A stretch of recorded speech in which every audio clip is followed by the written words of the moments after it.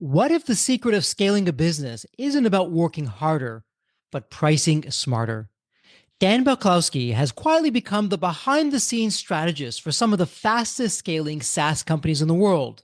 As the founder of Product Tranquility, Dan helps high growth B2B SaaS leaders escape the pricing quicksand that traps so many promising ventures. With a rare blend of engineering precision and business intuition, he transforms pricing from a guesswork gamble into a growth engine. But Dan's story isn't just about spreadsheets and pricing models. It's about wrestling the imposter syndrome, walking away from safe path. It's about wrestling with imposter syndrome, walking away from the safe path in search of meaningful impact, and discovering the way we price our product mirrors and discovering the way we price our products mirrors how we value ourselves. He taught at Kellogg, mentored startups at accelerators, and hosts the SaaS Scaling Secrets podcast, where he dives deep into the art and science of sustainable growth. If you've ever questioned what you're really worth or felt like your business is leaving money on the table, Dan's insights could be the missing piece. This conversation goes far beyond pricing. It's about clarity, courage, and building a business that thrives on both. And before we start the episode, a quick word from our sponsor, Deep Wealth and the Deep Wealth Mastery Program. Here's Sanjay, a graduate of Deep Wealth Mastery, and he says, the investment I made in the Deep Wealth Mastery Program, it's a rounding error compared to the value created today and the future value I'll receive. Or how about William, who says, and I love this, a company that's attractive to sell is also a great one to own. The Deep Wealth Mastery Program gives me the best of both worlds. Now, speaking of growth and adding value, check out what Leon says. He says that the Deep Wealth Mastery Program changed how and who we hire. We've now begun to hire talent today that we never would have hired if it weren't for the program. The talent we're hiring today is helping both increase our growth and profits and our future enterprise value. Man, I love that kind of feedback because it's that kind of feedback that's what gets me out of bed every day. Deep Wealth Mastery System, it's the only system based on a 9-figure deal. That was my deal. And as you know, I said no to a 7-figure offer, created a system that we now call Deep Wealth Mastery. And that's what helped myself and my business partners welcome from a different buyer, a different offer, a 9-figure deal. So if you're interested in growing your profits, preparing for a future liquidity event, whether that's 2 years away or 22 years away, and if you want to optimize your post-exit life, Deep Wealth Mastery is for you. Please email success@deepwealth.com. Again, that's success, SUCCESS at deepwealth.com. We'll send you all the information about Deep Wealth Mastery, otherwise known as the Scale for Ultimate Sales System. That's where you want to be. You want to be with other successful business owners, entrepreneurs, and founders just like you who are looking to create market disruptions. Whether you're a startup, whether you've been in business for 3 or 4 decades, whether you're manufacturing, whether you're high tech, SaaS, low tech, whatever the case may be, come in and network with other business owners, with other businesses just like you, because they all want to lock in their financial freedom and enjoy both success and fulfillment. Again, that's a 90-day Deep Wealth Mastery Program. It has your name on it. All you need to do is take the next step. Please send an email to success@deepwealth.com. Deep Wealth Nation, welcome to another episode of the Deep Wealth Podcast. And for all you SaaS business owners, founders, and companies out there, let me ask you a rhetorical question because I love those rhetorical questions. Do you want to take your company to the next level? Are you just missing those big wins and you're not quite sure why or where to go, what to do, what to stop doing, what you should start doing? And of course, you said yes to all of that. We'll have a very special guest in the House of Deep Wealth today, a fellow entrepreneur, a fellow podcaster, thought leader. Dan, welcome to the Deep Wealth Podcast. An absolute pleasure to have you with us. There is always a story behind the story. So Dan, what's your story? What got you from where you were to where you are today? Thank you for having me, Jeffrey. I'm excited for a conversation, and hello to all your Deep Wealth listeners. Yeah, so my name is Dan Balcauski. I'm the founder and chief pricing officer at Product Tranquility. We help high volume B2B SaaS CEOs and leaders define pricing and packaging for new products. And I've spent 20 years in software, starting on the builder side as an engineer in engineering management, then into product leadership. Early on, I noticed something really fascinating. Most technology companies obsess over building the product and then acquiring customers, but usually neglect to a large part how they capture value. And this realization kind of hit me when I became responsible for product roadmaps and saw firsthand how a lot of these pricing and packaging decisions were often rushed afterthoughts despite their massive impact on the company's success. And so today, like I mentioned, I help, high volume B2B SaaS companies transform their pricing from a confusing liability into a strategic advantage, whether that's helping clients uncover millions in revenue through revenue leakage analysis or helping others establish pricing processes that could become their standard approach for all future product initiatives. And so, Dan, let me ask you this. I love your background because you're coming from the trenches. This is not some theory for a book or the classroom. This is stuff that actually works, or in some cases didn't work that you figured out.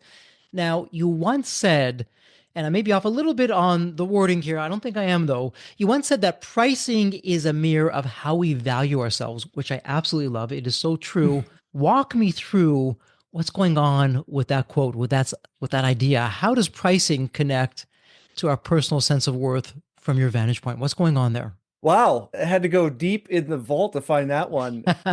Let me see. I can't say I say that often, but what I would say is, look, we deal with pricing decisions all the time, whether we think of them in that way or not. And so I think one of the ways that this is most relevant, this phrase that you mentioned, is most relevant is when we think about, for example, we're taking on a new job. And I know most of your audience are entrepreneurs, and so they have gone beyond the mantle of employee, but maybe there's a couple of employees listening or folks who they could relate. When you get a job offer from a company, they say, hey, here's the salary and the bonus percentage and the PTO, et cetera, that we're going to offer you. And a lot of folks kind of look at that and feel like it's a take it or leave it. I don't have any room to negotiate. And anyone who's worked with a career coach, for example, they could be in your corner and help you realize that is an incorrect assumption. But a lot of that comes from really understanding like, hey, you're putting a price on yourself as an employee and the company wants you. They have a desired value and they're making an offer based upon kind of an initial assumption between what they're willing to pay, what they think the market will bear, and what you will accept. And then do you have the fortitude, the belief in yourself to say, actually, my value is worth more than that? And the fact that I ran the gauntlet successfully of your interview process, you should recognize that. And so I'm going to ask for more. Why is that relevant to today's conversation? Is because we always have that as well with our products. As entrepreneurs, we build a product. Even if you're mature in the market, sure you have a roadmap, your product's never finished, you haven't finished delivering all the value that could be possibly delivered to all the different customers you want to satisfy. And so all the features that aren't there yet, all the bugs that customers have reported. And so we do the same thing with our products. We view our products as, oh my God, it's not the thing it could be yet. But you don't put yourself in the perspective of those customers who are desperate for a solution. That employer who has a U-shaped hole in their organization and needs you to accept that offer. There's a company out there that has your product shaped hole in the organization and needs your product. And so you looking at it through kind of the inch to the mirror lens that we look at things through, it may not be the most valuable or appropriate lens to use. And let me ask you this, because as you're talking about that, Dan, I find those words really profound. And when I read that quote, I took a step back and I just went down memory lane for myself. I'm not alone with this. When I first got into business, you're absolutely right with what you're saying. I didn't realize it at the time. I just didn't have that belief in myself, and the pricing showed that. And it took me a while to finally figure out, hey, I'm giving away the farm. I'm offering so much value here that existing clients, future clients would gladly pay more because the value of what's there. Again, it's not the lowest cost, it's the best value that you can offer. So, what do you think it is in the entrepreneurial psyche that we just tend to undervalue ourselves? I don't think it's isolated to just entrepreneurs. I think this is everyone. We all have a relationship to money. I would say 99% of humanity has an unhealthy relationship to money. It doesn't matter. You grew up in a rich, poor household, a poor household. Your relationship to money is probably twisted or biased in some way. And I think we have this view, I spend all my time with B2B companies, the businesses selling products to other businesses. And we have this view that, when a bunch of individuals who have distorted views of money get together, all of a sudden they become completely rational actors. And that's just not the case. So I wouldn't chalk this up to just entrepreneurs. I believe this is a human problem overall. Interesting. The human condition. My goodness, that's not just an episode, that's a whole series. And even then, I don't think we would figure it out. So I got to ask you, though, speaking of the human condition, because once upon a time, you had really the safety of being in the corporate environment, but you left. You said, okay, enough of that. Starting a new chapter in my life, Product Tranquility. So I'm wondering what was behind that? And then one entrepreneur to another, when you started that, what were some of the fears or concerns that you had walking into that? Oh man, getting deep here on the podcast. And not wasting any time. We're right at it. Exactly, man, just the hardcore. Well, now that I'm on Jeffrey's couch, let me tell you. So, like I said, I've been in software my entire career, had gone from builder into product leadership. And so in the back of my head, I had got an MBA along the way, had this idea that yes, I'll start my own company at some point, always thinking it would be a product company. But whether it's, I don't know what it is, my deliberative nature, I could never decide on a product idea that I didn't immediately want to shoot 1,000 holes into.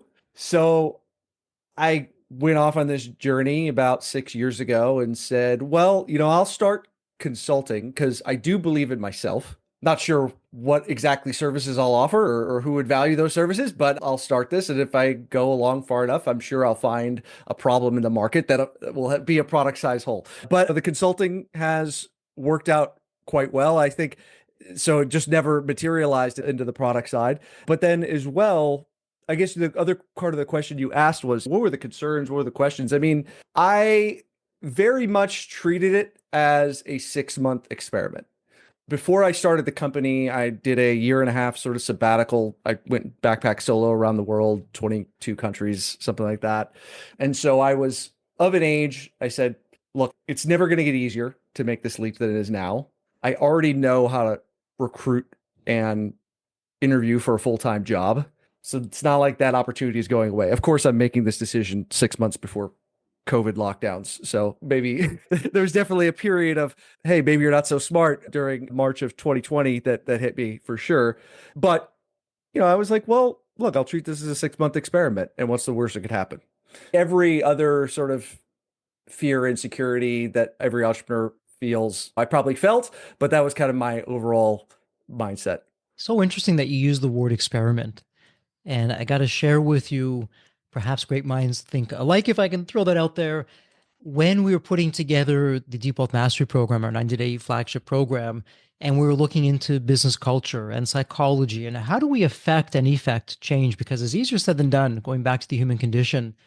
And what we found was when we use the word experiment, Dan, exactly what you did intuitively, as opposed to, well, I'm going to bet the farm. So can you imagine in your case, okay, I'm going to quit my job. I'm going to bet the farm. I'm going to put everything on the line here with this one decision. And with this one decision, if it doesn't work, oh my goodness, you probably wouldn't have done it. But you said, you know what? It's an experiment. I'm going to give myself 6 months. You didn't know about COVID at the time. Interesting times. Let's see where this goes. But here you are today because of mindset, because of one word experiment. And absolutely love that. Was that intuitive to you? How did you come about that? Was that just something that you've always done? Yeah, I think part of that is a culture inside of tech, which is the industry I've been in my entire career. There's a lot of move fast and break things. Fail fast is a big mantra. Right. So to a certain extent, maybe it's more tolerated in that sort of industry. And so sort of had bled over, right? We build new things. We know they're not going to be perfect. We put them out into the world. We pivot, we iterate, we listen to customers, we kind of make the next step. So to a certain extent, that may have just been part of the drinking water, in other words. But we didn't talk about part of the journey as well. I mean, part of the reason my company is called Product Tranquility is I did go on a bit of a spiritual journey and partook in a couple of extended meditation retreats. And I was able to sort of get over any of the gut level reactions that may have stopped me in my tracks previously. I was able to maybe shed some of that conditioning that might have otherwise gotten in my way. You know what's interesting, Dan? I've had incredibly successful guests on the show and thought leaders, entrepreneurs, authors, coaches, executive coaches, life coaches, you name it. And what you just said is one of the traits that I've seen in all of them. And effectively, you said, you know what, Jeffrey, I worked on myself first. took some time out, took a look within before I would go without and take myself to the world and take the business. Okay, world, here I am. Here's my business. Really love that.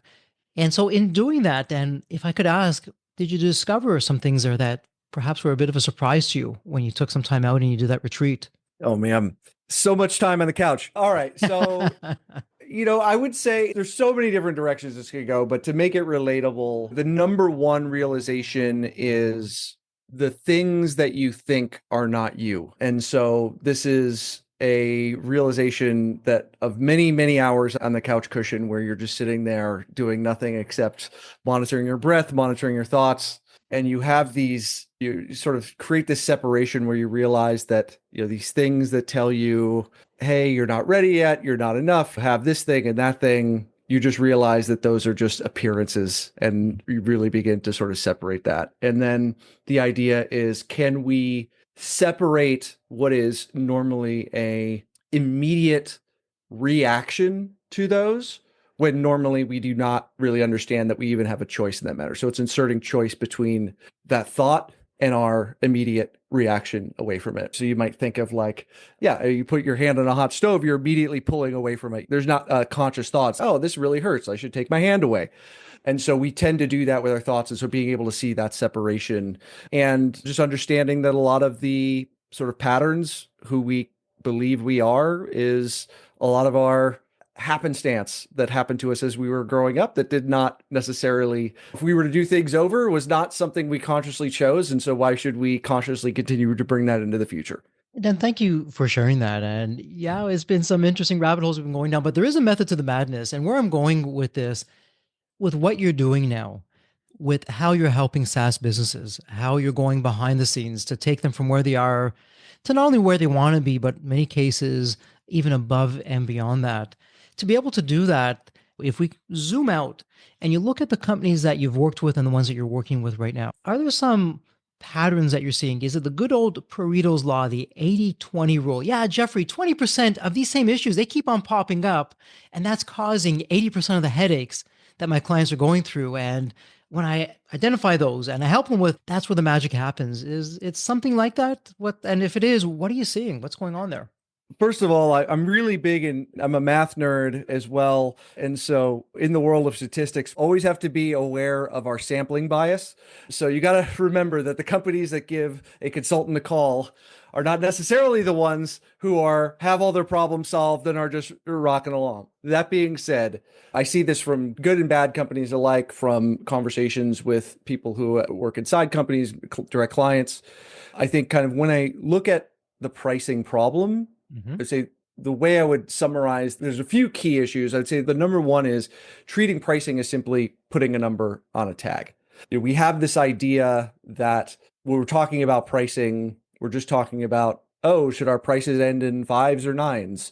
Should we talk about the most expensive option first? Those are all fun conversations. I'm happy to have extensive conversations about that. But when it comes to especially B2B SaaS pricing, most people think that what you charge determines your success. In fact, it's who and how you charge that determines your success. And so it's a lot about making critical decisions around how we actually determine what the price tag goes on. So what is the offers that we're bringing to market? How do we have scalable price metrics that scale with the value that customers receive? How do we create price fences that make sense, that allow us to segment our market correctly? How do we make decisions around our price model? Is it a subscription or pay as you go or perpetual? Those decisions tend to be much more impactful than the final number. And so I think it's really where we get into those decisions and help people realize that, hey, there could be different ways to look at those, but it's not just this black and white, like single dimension around a number that maybe people had thought of before. Intuitively, what you're saying makes a whole lot of sense.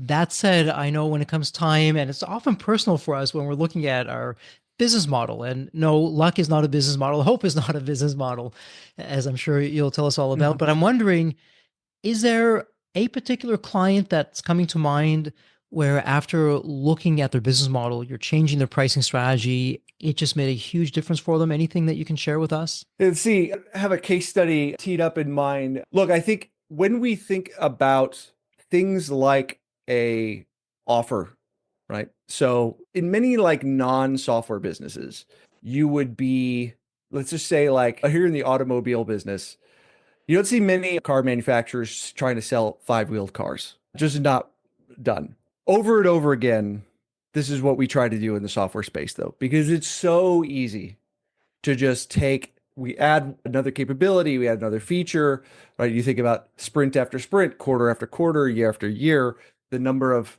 capabilities just get larger and larger on the things that we're offering.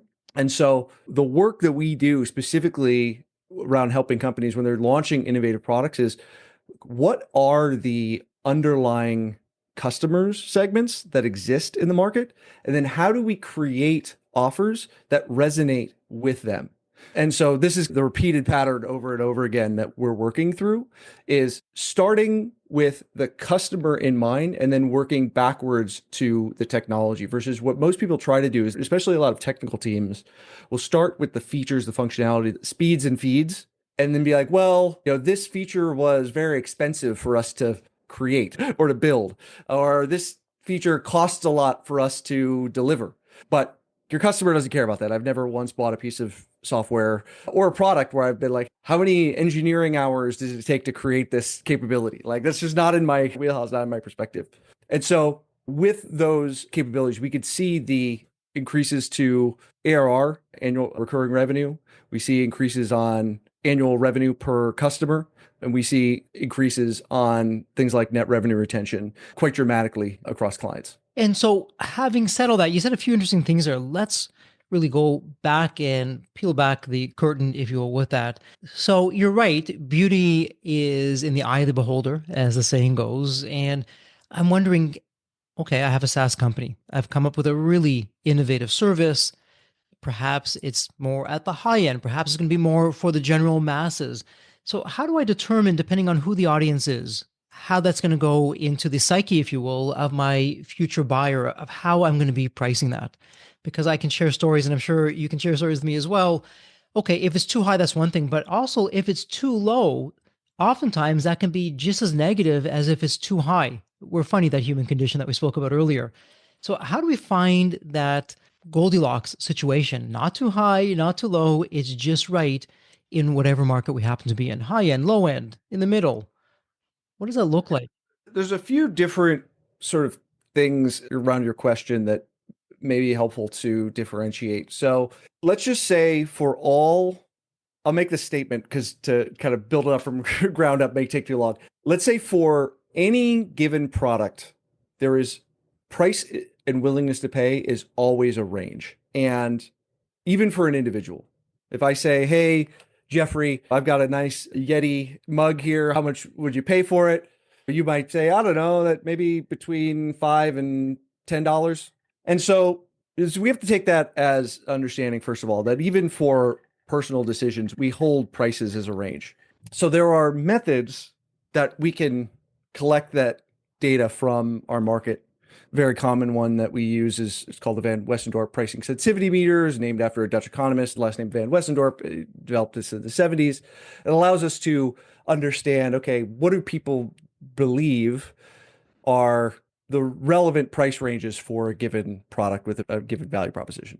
And then we can collate all that together and sort of understand, hey, this is kind of what we think the market views. But you'll even see within there that, yeah, I mean, your view for what is a viable range may disappear for or may be different than my view versus different than Elon Musk's view, which is different than the Prime Minister of France's view, right? Those people will have different perspectives. And so then we have to make a decision around, okay, what are our goals and what do we want what I might refer to as our pricing strategy to be? And so generally we talk about pricing strategy in sort of three ways, where there's a premium pricing strategy, there's a premium or skimming strategy, a sort of market level strategy, or a penetration strategy. And so if we have the idea that, hey, we want to go and like get as much adoption as possible, we might view as tilting to the lower end of that consolidated range. If we want to attract sort of the most premium part of that market, we may go with more of a skimming approach. And both can be wild, or say, hey, we're not really looking at trying to make that a strategic driver. We want to just kind of go right down the middle of that. And so it really depends upon what our strategy goals are, right? If you think about a skimming goal, Well, one of the most successful companies in the world is Apple, right? They've very much made that play. They've have the ability to launch a new phone, have people line up for days when they're at the highest price in the market, right? And then they sort of decrease the price of the older models sort of on the back end. Also, a super successful company is someone like Amazon, right? We're like, hey, we're going to be a low cost provider at volume and make sure everyone uses like whatever they're buying online, they're going to come to us. Both incredibly successful companies, different strategies. And so really depends upon how do we want to align that with our overall objectives and goals. You could be very successful with any of those. It just matters is have you aligned what your core capabilities are with the market that you want to go after with the strategy that's going to help get you there. And having someone like yourself, you and the team, you come in, obviously it makes it easier. You know what to do. You've been there, you've done that, as the saying goes. That said, though, when I'm out there and I'm testing, and hopefully I'm doing the experiments that we talked about earlier, and I'm looking at different price points. How do I know? Are there telltale signs? Okay, I've reached the limit. Well, obviously, nobody buying is perhaps I've reached the limit, but are there telltale signs as I get there? It's either too high or it's too low. Yeah, well, I mean, there's going to be signs for sure. So, the first is that if you never get any objections on price, and again, if we're B2B versus a B2C market, one of the big distinctions in B2B is that we usually have sales involvement in at least a percentage of our deals. It's usually non-economical in B2C to have salespeople. So you'd be looking at, there are other methods that are applicable in B2C that you cannot apply in B2B, but so I'll limit my answer there to B2B. If sales folks never run into pricing objections, like that be a problem that you're priced too low. Customers rave that how cheap you are, or constantly are telling you how much either ROI or how valuable you are, right? Those could be signals. I feel like it's like the Jeff Foxworthy, like there's your sign. There's your sign that you are underpriced. If you haven't touched your pricing in probably more than 2 years, it might be a sign that it's time to go make an adjustment, make a swing.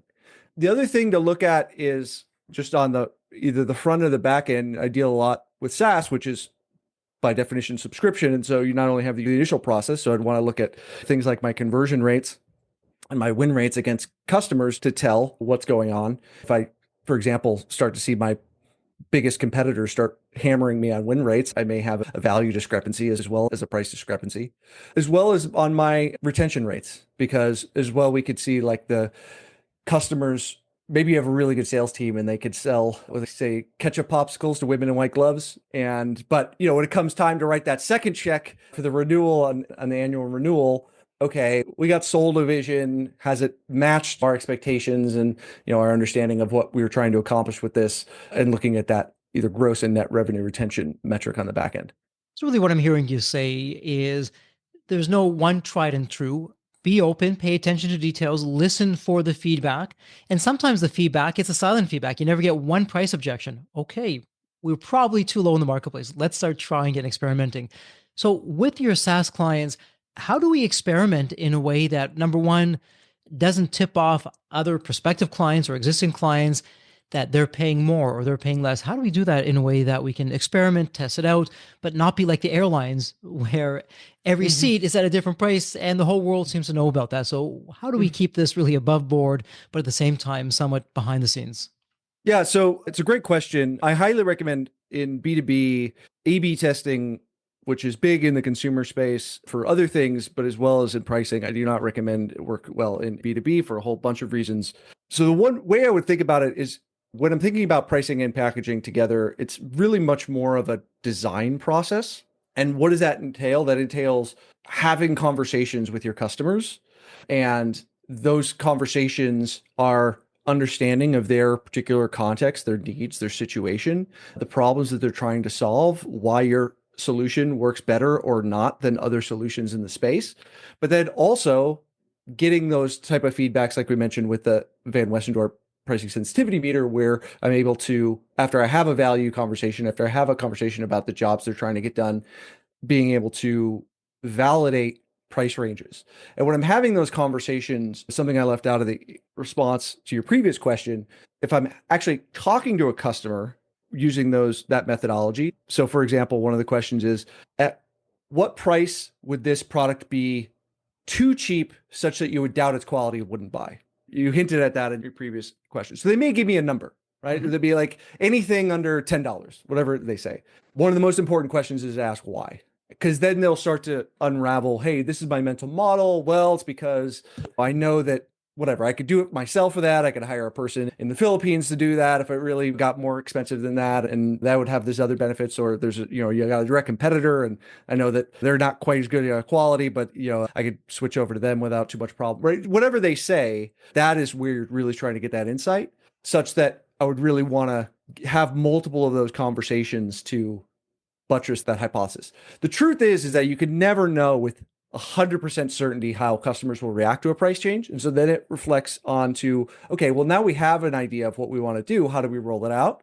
And there are different ways you could do that, right? You could roll it out to 100% of people on day one. You can view, okay, for new customers, we're going to update all the price books on the website, right? Existing customers, most existing customers are not checking your pricing page every day. They're probably not even aware. And then when they come up for renewal, unless you tell them otherwise, they'll assume they're getting the same price. And so then you can figure out how to separate both of those. So there are multiple ways to think through a de-risked sort of rollout process on the back end as well. And so we have this, and what I'm hearing you say is, okay, we can do A/B testing on the pricing. There's different ways that we can do to keep it discreet, but see what's working, what's not working. And it sounds like you're a numbers guy. So this is an interesting question for a numbers guy. Would love to hear your thoughts on this.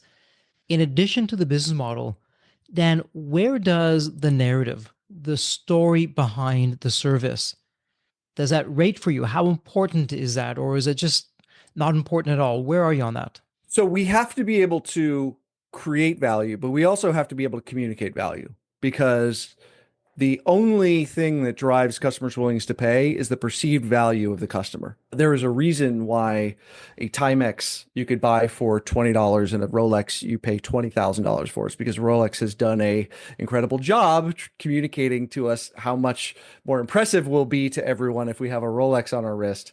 Now, whether or not I don't believe that, I wear a Fitbit on my wrist. So the perceived value of a Rolex to me is not $20, but the people who believe it really believe it such that they pay. So we have to be able to communicate that story. And we see this kind of across the board, not only in consumer, but also in B2B, where we need to oftentimes, most people are not busting out the spreadsheets and looking at every single feature that you and your competitors have and running the calculations of how much you're going to help, how much money you're going to save the company or how much revenue. I mean, sometimes you need those, and especially if there's a larger enterprise sale where maybe you have a buying committee and a CFO you've got to justify a significant purchase to for budget. People will go to those lengths, and we could do a lot of work to help make it easy for our customers to do those calculations in ways that favor us. But also we see things like company logo gardens, customer testimonials. Hey, other customers like you have been successful. Therefore, you will probably also be successful. These are ways that we communicate and increase the perceived value. So very important that we do that. And if marketers in your audience are probably like, Dan, you just said the most obvious thing in the world, but yes, 100% related. Absolutely. Yeah. For us here at Deep Wealth, the story, the narrative, it is everything because to your point, well, some people are valuing, pick it. It could be a Rolex. It could be an iPhone. It could be whatever flavor of the day it happens to be. And they're putting it in the premium category because of the lore, because of the story, because of what's there. Even though if you, well, put intellectual property aside, if you looked at the components, component for component, there's probably not that big of a difference between a lot of the products that are out there, but we're buying into the myth, the legend. We seem to like that. Mm-hmm. And so for me, it's a little bit of art and a little bit of science combined into when we have a terrific story and narrative with a business model that works.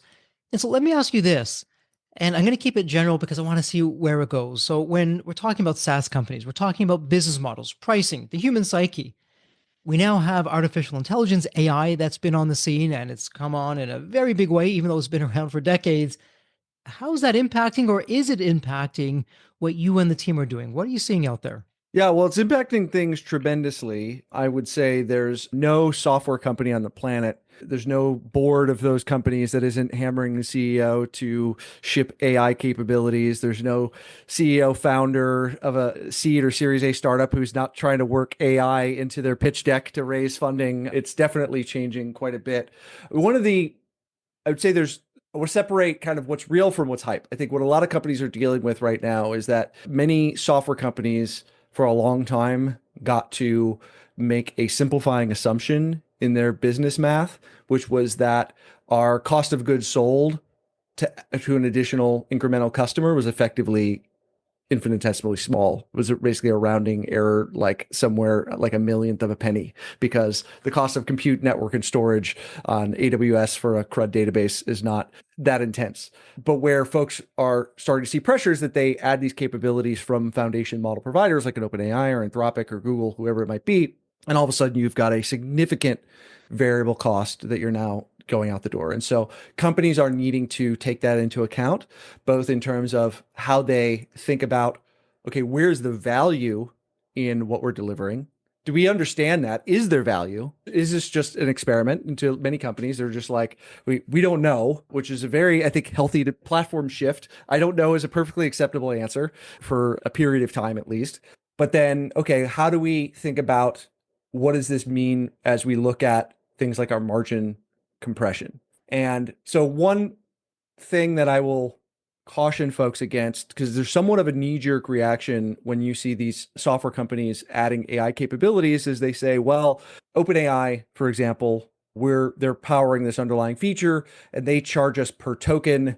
And so we're building a CRM. And so now we have some AI capability. So now we are going to charge per user plus some variable amount of tokens rate.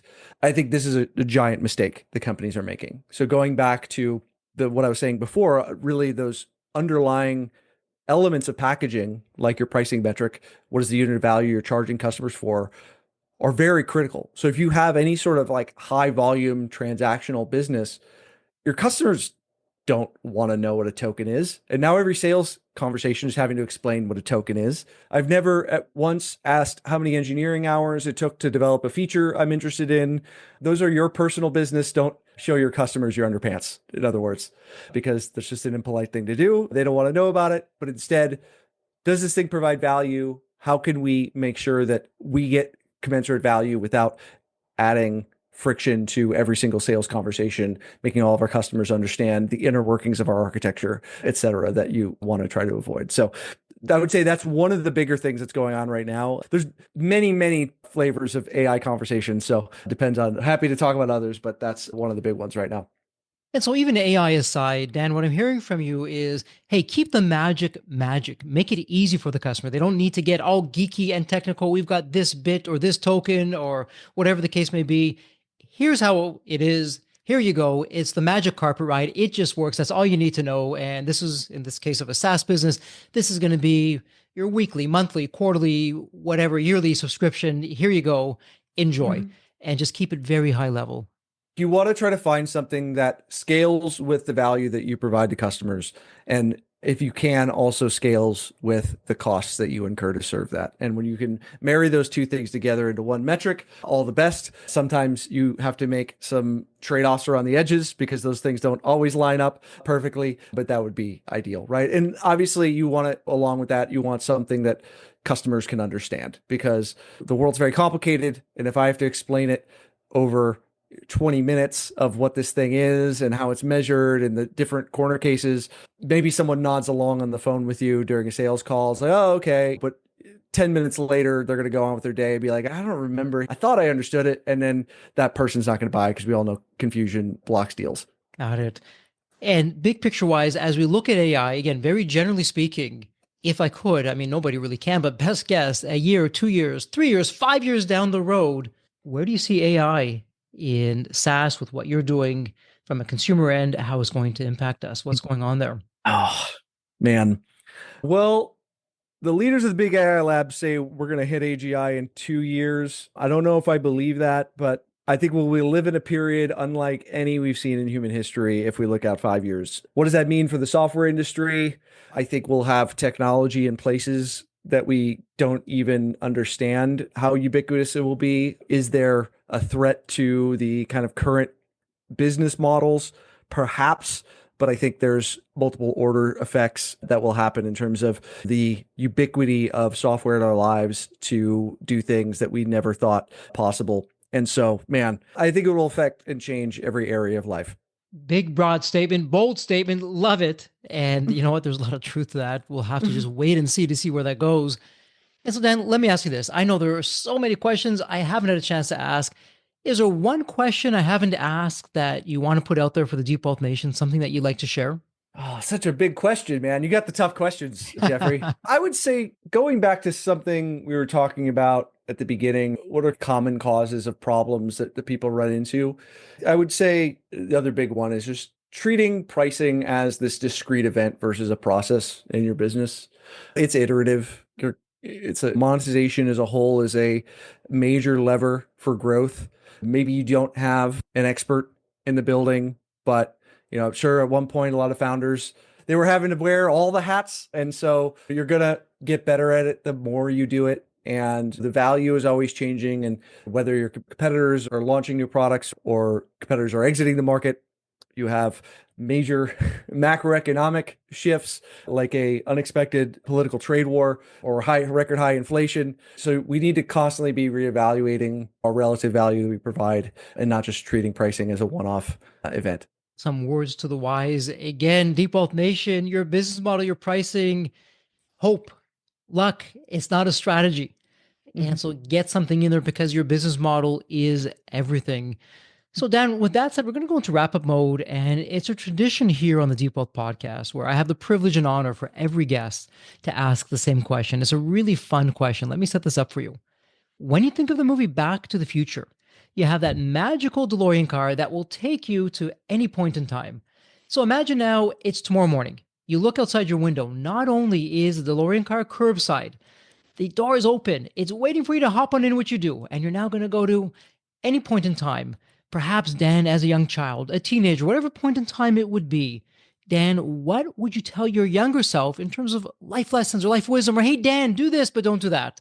What would it sound like? Oh man. Well, is Marty there with me? Is he coming along for the ride or is it just me? You know what? It's whatever. This is your ride. This is your gig. It's whatever you want it to be. I always struggle with this type of question because I just feel like I wouldn't listen to any advice from future me. I would think, hey, Dad, you need to lay off the mushrooms. This has gone too far. So, whatever that crazy person said, don't believe them. Fair enough. Fair enough. Again, your storyline here. And in many ways, all joking aside with what you're getting at, so many guests, it's probably the most common theme to this question. Jeffrey, I don't think I would change a thing. I don't know if I would listen to it to your point, or if I did change something, man, I like my life. I don't think I want to change anything because if I did, I wouldn't be where I am today. And so I tend to hear that a lot. And there's a lot to be said of enjoy the journey, be in the present moment, just make the most of it. And you're exactly where you really need to be. So much in that. And as we wrap things up here, Dan, if a listener, they have a question, they want to speak with you, they want to learn about their pricing, how they can take it to the next level, how you can help them, where would be the best place online to reach you? Yeah, so happy to connect with folks on LinkedIn, Dan Balcauski, and I also have a website, producttranquility.com. I try to keep up to date and blog there semi-regularly. And I have a podcast myself called SaaS Scaling Secrets.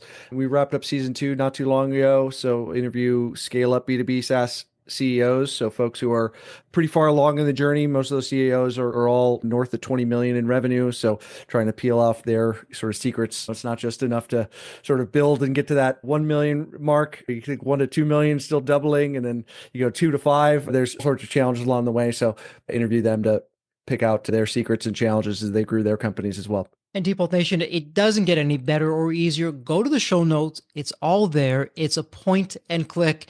And you can reach out to Dan across all the channels, his podcast, the website, it's all there for you. Well, Dan, it's official. Congratulations. This is a wrap. And as we love to say here at Deep Wealth, may you continue to thrive and prosper while you remain healthy and safe. Thank you so much. Thank you. So there you have it, Deep Wealth Nation. What did you think? So with all that said, and as we wrap it up, I have another question for you. Actually, it's more of a personal favor. Did you find this episode helpful? Have you found other episodes of the Deep Wealth Podcast empowering and a game changer for your journey? And if you said yes, and I really hope you did, I have a small but really meaningful way that you can actually help us out and keep these episodes coming to you. Are you ready for it? The dramatic pause. I'll just wait a moment. Drum roll, please.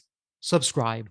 Please subscribe to the Deep Wealth Podcast on your favorite podcast channel. When you subscribe to the Deep Wealth Podcast, you're saving yourself time. Every episode automatically comes to you. And I want you to know that we meticulously craft every one of our episodes to have impactful strategies, stories, expert insights that are designed to help you grow your profits, increase the value of your business, and yes, even optimize your post-exit life and your life right now, whatever you want that to look like.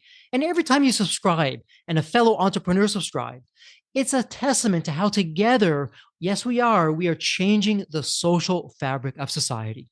One business owner at a time, one liquidity event at a time. So don't let the momentum stop here. Subscribe now on your favorite podcast channel. You'll never miss an episode. You'll be the first to hear from the top industry leaders, the innovators, the disruptors that are really changing and shaping the business world. And maybe you're commuting, maybe you're at the gym, maybe you're taking a well-deserved break that we spoke all about on this episode. The Deep Wealth Podcast, it's your reliable source for the next big idea that could literally revolutionize your business. So once again, please hit that subscribe button, stay connected, inspired, and ahead of the curve. And again, your next big breakthrough moment, it might just be one episode away. Maybe it was even this episode. So all that said, thank you so much for listening. And remember, your wealth isn't just about the money in the bank. It's about the depth of your journey and the impact that you're creating. So let's continue this journey together. And from the bottom of my heart, thank you so much for listening to this episode. And as we love to say here at Deep Wealth, may you continue to thrive and prosper while you remain healthy and safe. Thank you so much. God bless.